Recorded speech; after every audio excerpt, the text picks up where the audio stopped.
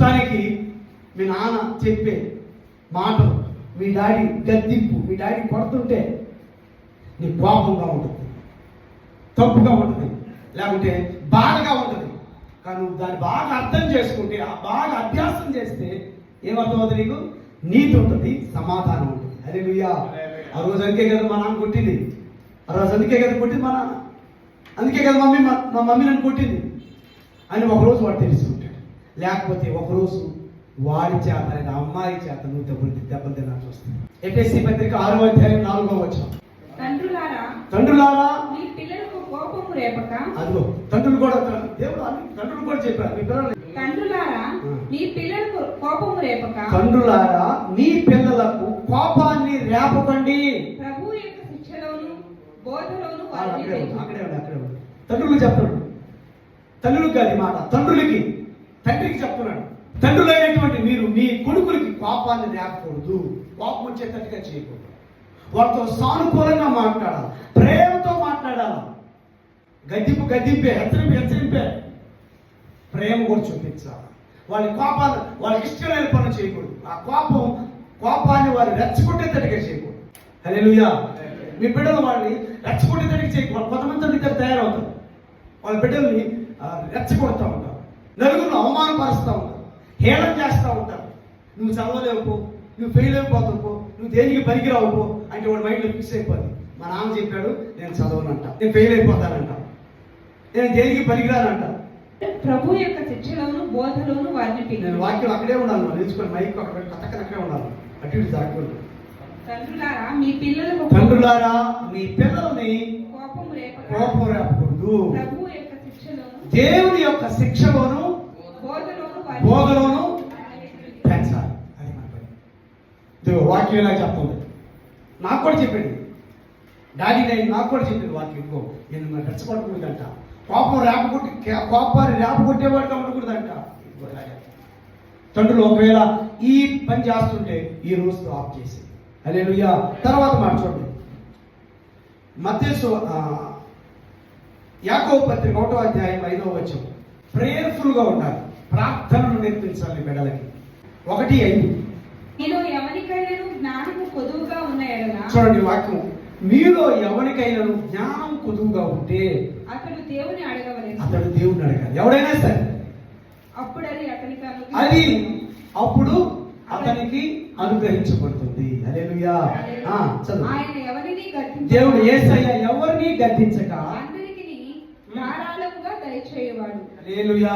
ఆయన ఎవరిని గద్దించడు, గుర్తుపెట్టుకోండి. ఆయన అందరినీ ప్రేమించే పరమ తండ్రి, అడుగు వారందరికీ ధారాళంగా దయచేసేవాడు. హల్లెలూయా.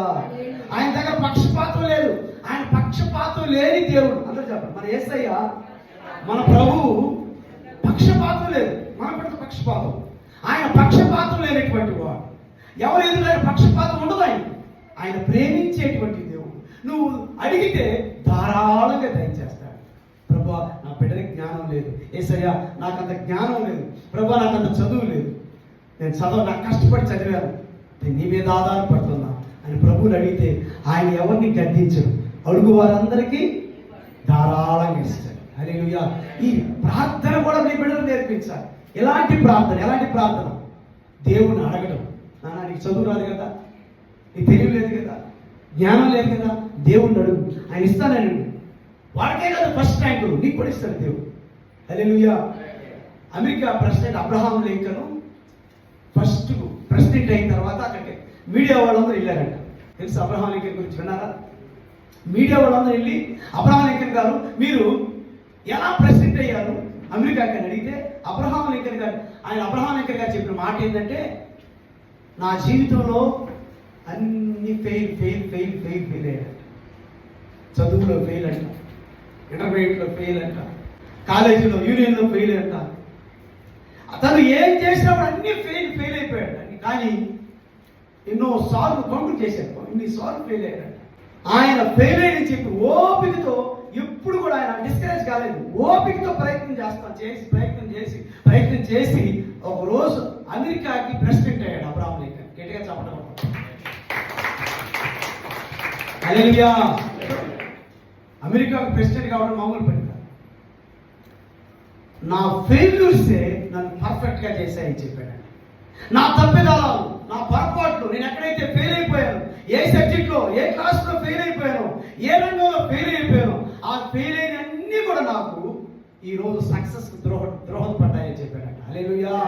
అంత మాత్రమే కాదు, ఆ మంచి జ్ఞానం కలిగిన వ్యక్తి కూడా కొన్నిసార్లు జ్ఞానం ఉంటుంది, ఫెయిల్ అయిపోతారు, తెలివి ఉంటుంది, ఫెయిల్ అయిపోతారు. కానీ నీకున్న జ్ఞానం, దేవుడు నీకు ఇచ్చిన తెలివి ఎప్పుడు కూడా వృధా కాదు. ఏ రంగంలోనే సరే దేవుడిని గొప్పవాడిగా చేస్తారు, గొప్పదానిగా చేస్తారు. నీకున్నటువంటి దేవుడు ఇచ్చినటువంటి ఆ టాలెంట్స్, ఆ తలాంతులు గుర్తుపెట్టుకుని ప్రభున్నాడు. ఆయన ఎవరిని గద్దించక అడుగు వారందరికీ ధారాళంగా ఇస్తాడట. హల్లెలూయా. ఎలా ఇస్తాడట? ధారాళంగా. చెప్పండి అందరూ, ధారంగా కాదు, ధారాళంగా. పాస్టర్ గారు ఆ ఆంటీకి వెళ్తే ఆమె ధారాళంగా పెడతారు. పాస్టర్ గారు ధారాళంగా బిర్యానీ పెట్టదు, ధారాళంగా ఇస్తుంది, ధారాళంగా. ఆమె చెయ్యి దాతృత్వం కలిగినాను, ధారాళం ప్రేమ కలిగినాను. నేను ఎక్కడ చూడండి అటువంటి ప్రేమ కలిగినాను. ధారాళంగా ఆతిథ్యం ఇస్తుంది, ధారాళంగా పంచి పెడుతుంది, నవ్వుతూ ఇస్తుంది, చదువుకో చూసా అదే ధారాళంగా ఇస్తుంది. హల్లెలూయా. ఈ అబ్రహాం లింకన్ గారు అలాగే ఒకసారి మీటింగ్లో మాట్లాడుతూ ఉంటే అక్కడక్కడ నిన్ను తొక్కియాలని చిన్నచూపు చూసేవాడు, నలుగురిలో అవమానపరచబడాలనేటువంటి వారు ఉంటారు. ఎందుకంటే నీకు వచ్చిన పదవిని బట్టి, నీకు వచ్చినటువంటి పేరు ప్రఖ్యాతులను బట్టి ఓర్వలేని వాడు తయారవుతారు. చెప్పండి, నీకు పదవి వచ్చిందనుకో, దాన్ని చూసి ఓర్వలేని వాళ్ళు కూడా తయారవుతారు. ఒకసారి కాన్ఫరెన్స్లో, మీటింగ్స్లో అబ్రహాం లింకన్ మాట్లాడుతూ ఉన్నాడంటే, మీటింగ్లో మాట్లాడుతూ ఉంటే అతన్ని మీటింగ్లో అవమానపరచాలని ఒక ఆయన, అబ్రహాం లింకన్ గారు మర్చిపోబాకు, మీ నాన్న చెప్పులు కుట్టేవాడు అన్నాడండి.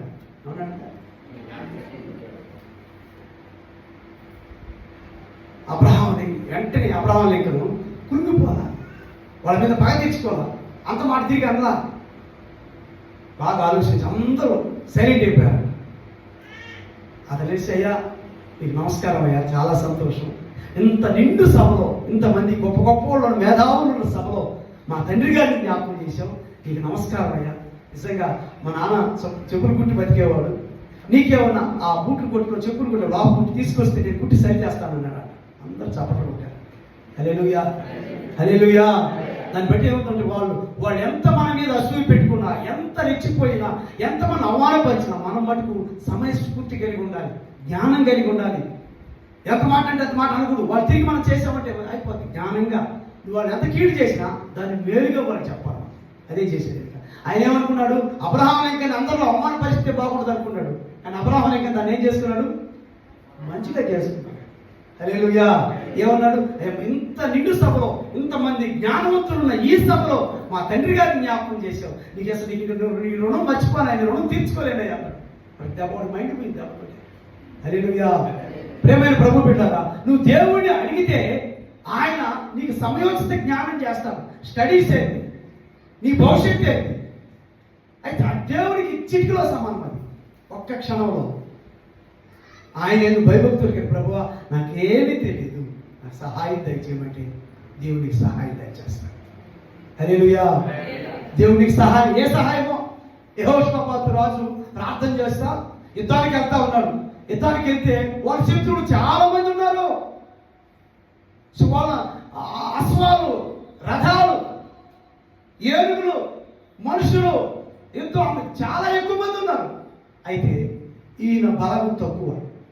అప్పుడు ఏమీ అర్థం కాక సాష్టాంగ నమస్కారం చేసి దేవుడికి ప్రార్థన చేశాడు. దేవా, వారితో యుద్ధం చేయడానికి నాకు ధైర్యం చాలట్లేదు, నా మైండ్ బ్లాక్ అయిపోయింది, నాకు ఏ బుద్ధి తోచడం లేదు, నేను ఎటు వెళ్ళాలో అర్థం కావట్లేదని దేవుడి మీద ఆధారపడినప్పుడు దేవుని ఆత్మ వారిలో ఒకరి మీదకి దిగి వచ్చి, యెహోషాపాతు ధైర్యం తెచ్చుకో, మీరు పంక్తులుగా నిలబడండి, యుద్ధం మీరు కాదు, దేవుడు జరిగిస్తాడు. హల్లెలూయా. యుద్ధం యెహోవాది అని చెప్పాడు. హల్లెలూయా. వాళ్ళందరూ లైన్ గా నిలబడ్డారట. ఆ సైన్యానికి ముందు యాజకులు నిలబెట్టి, పాటలు పాడేవారు నిలబెట్టి దేవునికి స్తోత్రాలు చేస్తూ, యెహోవా కృప నిరంతరం ఉండును గాక, యెహోవా కృప నిరంతరం ఉండును గాక అని దేవునికి స్తోత్రాలు చెల్లిస్తూ, పాటలు పాడుతూ, వాయిద్యాలు వాయిస్తున్నప్పుడు ఆ మందిని దగ్గరికి వచ్చినప్పుడు అంట ఆ శత్రువులు వారికి వారు పొడుచుకొని చనిపోయారు. దేవుని నామానికి మహిమ కలుగును గాక. నీవు కూడా, నేను కూడా మనకు వచ్చినటువంటి ఇలాంటి పోరాటాల్లో, ఇలాంటి యుద్ధాల్లో, ఇలాంటి కష్టతరమైన ఆధారపడకూడదు. దేవుని శక్తి మీద ఆధారపడాలి, దేవుని బలం మీద ఆధారపడాలి. ప్రభువా నాకు నీకైతే జ్ఞానం కావాలి, జ్ఞానాన్ని అడుగు. ప్రభువా నీకేం కావాలి, నీకు ధన విషయంలో పొదువుగా ఉంది, ఈ విషయం నాకు సహాయం దయచేయి ప్రభు. దేవుడు తప్పకుండా ఇస్తాడు. నీకు పెళ్లి విషయాలు వచ్చాయి నీ బిడ్డలకి, ప్రభు ఈ విషయంలో ఈ మధ్యవర్తులు మాటలు వింటే నన్ను ఆకాశానికి ఎక్కేస్తున్నారు, నాకు మోసపోకూడదు ప్రభు, నీ చిత్తాన్ని బయలుపరచు, నాతో మాట్లాడు, నీ స్వరం ద్వారా మాట్లాడు, వాక్యం ద్వారా మాట్లాడు, సేవకుల ద్వారా మాట్లాడు, కళల ద్వారా మాట్లాడు, దర్శనం ద్వారా మాట్లాడు. ప్రార్థన చేసి నిర్ణయం తీసుకోండి. హల్లెలూయా. నువ్వు హాస్పిటల్కి వెళ్తున్నావు, రిపోర్ట్లు వచ్చాయి, తొందరపడుతూ ప్రార్థన చేసుకో, దేవుడి చిత్తాన్ని అడుగు.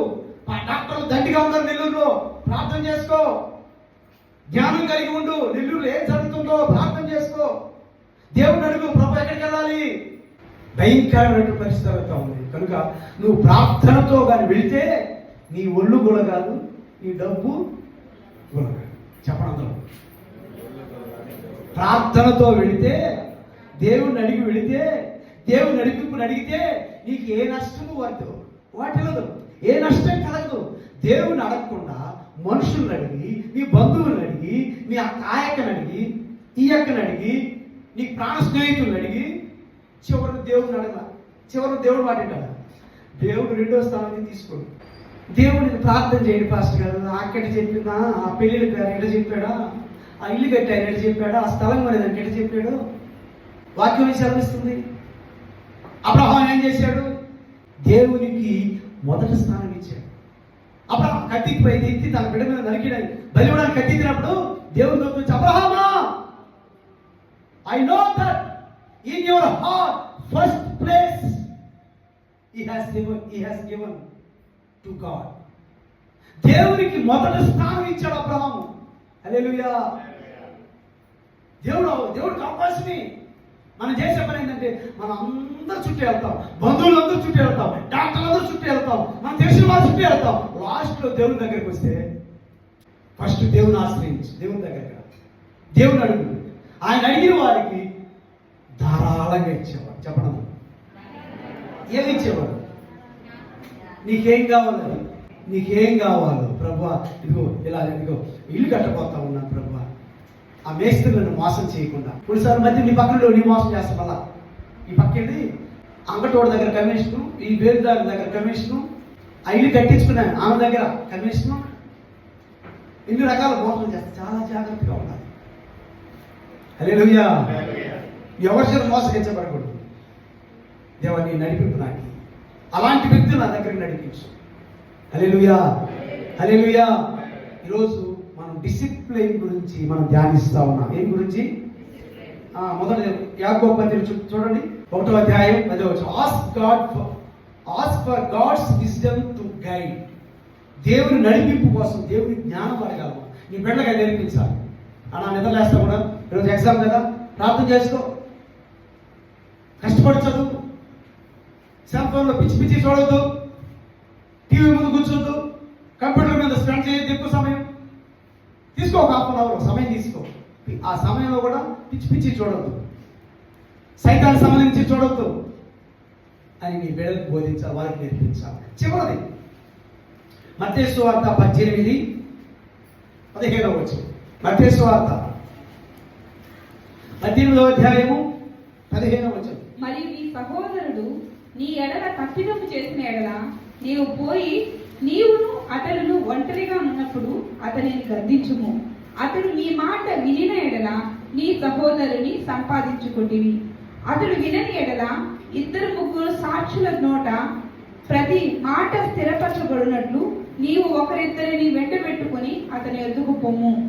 అతడు 18వ వచనం అయిపోయింది, 15వ వచనం అయిపోయిందా? అది చాలు. హల్లెలూయా. ఇక్కడ ఏంటంటే పొరపాటు ఏమైనా జరిగితే నీ సహోదరుని ఎడల నీ ఎడల పొరపాటు తప్పిదం జరిగిస్తే నువ్వు పర్సనల్గా వ్యక్తిగతంగా వెళ్ళి నువ్వు ఇలా చేసావు, ఇది తప్పు అని చెప్పమన్నారు. వాడు ఒప్పుకోకపోతే, అమ్మాయి ఒప్పుకోకపోతే నీవు అతను ఒంటరిగా ఉన్నప్పుడు అతన్ని గద్దించుము. అతడు నీ మాట వినని ఎడల నీ సహోదరుని సంపాదించుకుంటుంది.